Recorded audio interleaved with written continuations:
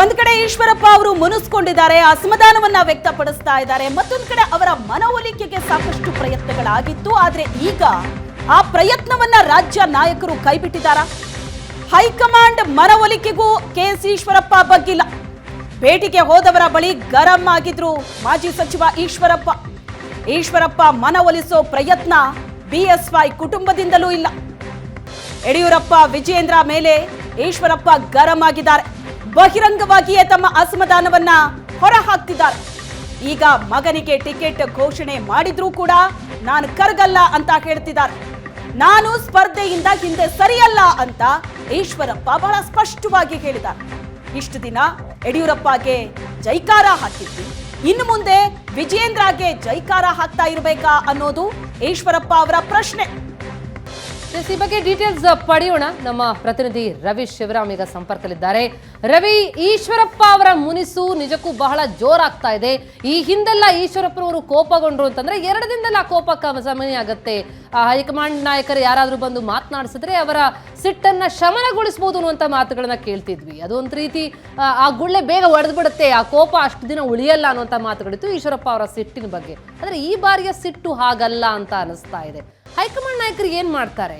ಮನವೊಲಿಕೆ ಮುಂದುವರಿಕೆ ಆಗುವಂತ ಲಕ್ಷಣಗಳು ಕಂಡು ಬರ್ತಿಲ್ವಾ? ಶತಾಯ ಗತಾಯ ತಾನು ನಿಂತೇ ನಿಲ್ತೀನಿ ಅನ್ನುವಂತ ಪಟ್ಟೆನ್ ಹಿಡಿದಿದ್ದಾರೆ ಈಶ್ವರಪ್ಪ. ಏನ್ ಮಾಡುತ್ತೆ ಹೈಕಮಾಂಡ್ ಈಗ? ಪ್ರತಿಮಾ, ಈಶ್ವರಪ್ಪ ಮತ್ತು ಯಡಿಯೂರಪ್ಪನವರ ನಡುವಿನ ಸಂಬಂಧ ಗೊತ್ತಿರುವ ಎಲ್ಲರಿಗೂ ಕೂಡ ಅವರ ಬಗ್ಗೆ ಒಂದು ಒಳ್ಳೆಯ ಮಾತಿದೆ. ಈಶ್ವರಪ್ಪ ಮತ್ತು ಯಡಿಯೂರಪ್ಪನವರ ಜಗಳ ಇವತ್ತು ನಿನ್ನೆದಲ್ಲ. ಅದು ಬಿಜೆಪಿ ಪಾರ್ಟಿ ಕರ್ನಾಟಕದಲ್ಲಿ ಇನ್ನಷ್ಟೇ ಗಟ್ಟಿ ಆಗ್ತಿರುವ ಸಂದರ್ಭದಲ್ಲಿಯೂ ಕೂಡ ಇಬ್ಬರ ನಡುವೆ ಒಂದು ರೀತಿಯ ಜಗಳಗಳಿದ್ವು, ಪ್ರೀತಿ ಇದ್ವು, ವಿಶ್ವಾಸ ಇದ್ವು. ಆದರೆ ಈಗ ಹಾಗಾದ್ರೆ ಈಶ್ವರಪ್ಪನವರು ಕೋಪ ಮಾಡ್ಕೊಳ್ತಾ ಇದ್ದಿದ್ದು ಯಡಿಯೂರಪ್ಪನವರು ಮತ್ತು ಈಶ್ವರಪ್ಪರ ನಡುವಿನ ಒಂದು ಗಲಾಟೆಗಳಾಗ್ತಾ ಇದ್ವು. ಆದರೆ ಈಗ ಈಶ್ವರಪ್ಪನವರು ಕೋಪ ಮಾಡ್ಕೊಳ್ತಾ ಇರೋದು ಅವರ ಮಗನಿಗಾಗಿ. ತನ್ನ ಮಗನಿಗೆ ಲೋಕಸಭಾ ಚುನಾವಣೆಯಲ್ಲಿ ಟಿಕೆಟನ್ನು ಕೊಡ್ತೀವಿ ಹೇಳುವಂಥ ಭರವಸೆಯನ್ನು ಈಶ್ವರಪ್ಪನವರಿಗೆ ಯಡಿಯೂರಪ್ಪನವರು ಕೊಟ್ಟಿದ್ರು ಹೇಳುವಂಥ ಮಾತುಗಳನ್ನು ಈಶ್ವರಪ್ಪನವರು ಹೇಳ್ತಾ ಇದ್ದಾರೆ. ಆ 4 ಗೋಡೆಗಳ ಮಧ್ಯೆ ನಡೆದಂಥ ವಿದ್ಯಮಾನಗಳಿರ್ಬೋದು, ಚರ್ಚೆ ಇರ್ಬೋದು, ಯಾವ ರೀತಿ ಮಾತುಕತೆಗಳಾಗಿದ್ವು ಹೇಳೋದನ್ನು ಈಶ್ವರಪ್ಪನವರೇ ಹೇಳಬೇಕು. ಆದರೆ ಈಶ್ವರಪ್ಪನವರ ಈಗಿನ ಮಾತುಗಳನ್ನು ಕೇಳ್ತಾ ಇದ್ರೆ, ಅವರ ಆಕ್ರೋಶವನ್ನು, ಅವರ ಆವೇಶವನ್ನು ನೋಡ್ತಾ ಇದ್ರೆ ಬಹುಶಃ ಈಶ್ವರಪ್ಪನವರು ಸಮಾಧಾನ ಆಗುವಂಥ ಸಾಧ್ಯತೆಗಳು ತೀರಾ ಕಡಿಮೆ ಅಂತ ಹೇಳಲಾಗ್ತಾ ಇದೆ. ನಿನ್ನೆ ಇಡೀ ದಿವಸ ಅಗರ್ವಾಲ್ ಇರಬಹುದು, ಬಿಜೆಪಿಯ ರಾಜ್ಯ ನಾಯಕರುಗಳಿರಬಹುದು, ಹಾಗೆಯೇ ಪ್ರಮುಖ ನಾಯಕರೆಲ್ಲರೂ ಕೂಡ ಈಶ್ವರಪ್ಪ ಅವರ ನಿವಾಸಕ್ಕೆ ಬಂದು ಅವರನ್ನು ಸಮಾಧಾನ ಮಾಡುವಂಥ ಪ್ರಯತ್ನವನ್ನು ಮಾಡಿದರು.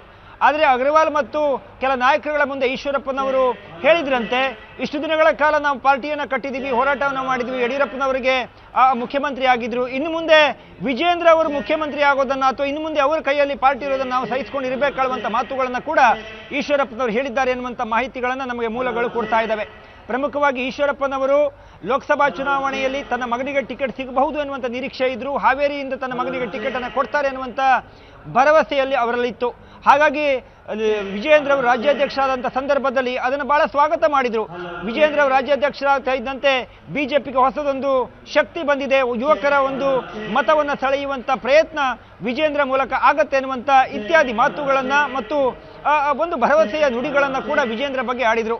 ಆ ಮಾತುಗಳೆಲ್ಲವೂ ಕೂಡ ತನ್ನ ಮಗನಿಗೆ ಮುಂದೊಂದಿನ ಲೋಕಸಭೆ ಟಿಕೆಟ್ ಪಡೆಯುವಲ್ಲಿ ಅನುಕೂಲ ಆಗುತ್ತೆ ಎನ್ನುವ ಕಾರಣಕ್ಕಾಗಿ ಹೇಳಿದ್ರು ಎನ್ನುವಂಥದ್ದು ಈಗ ಅದನ್ನು ವಿಮರ್ಶೆ ಮಾಡಿದ್ರೆ ತಪ್ಪಾಗಲಿಕ್ಕಿಲ್ಲ. ಆದರೆ ಈ ಸಂದರ್ಭದಲ್ಲಿ ಈ ಹೊತ್ತಿನವರೆಗೂ ಕೂಡ ಈಶ್ವರಪ್ಪನವರಿಗೆ ಸಮಾಧಾನ ಮಾಡುವಂಥ ಪ್ರಯತ್ನ ರಾಜ್ಯ ನಾಯಕರುಗಳು ವಿಫಲರಾಗಿದ್ದಾರೆ. ಈಶ್ವರಪ್ಪನವರು ಇವತ್ತಿನ ಮೋದಿಯವರ ಸಮಾವೇಶಕ್ಕೂ ಕೂಡ ಬರ್ತಾ ಇಲ್ಲ.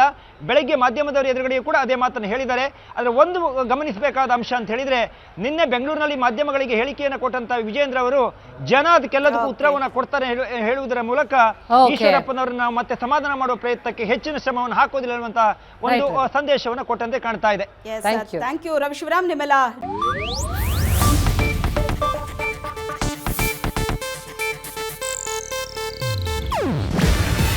ಇದು ಏಷ್ಯಾನೆಟ್ ನ್ಯೂಸ್ ನೆಟ್ವರ್ಕ್ ಪ್ರಸ್ತುತಿ. ನೀವು ನೋಡ್ತಿದ್ದೀರಾ ಏಷ್ಯಾನೆಟ್ ಸುವರ್ಣ ನ್ಯೂಸ್.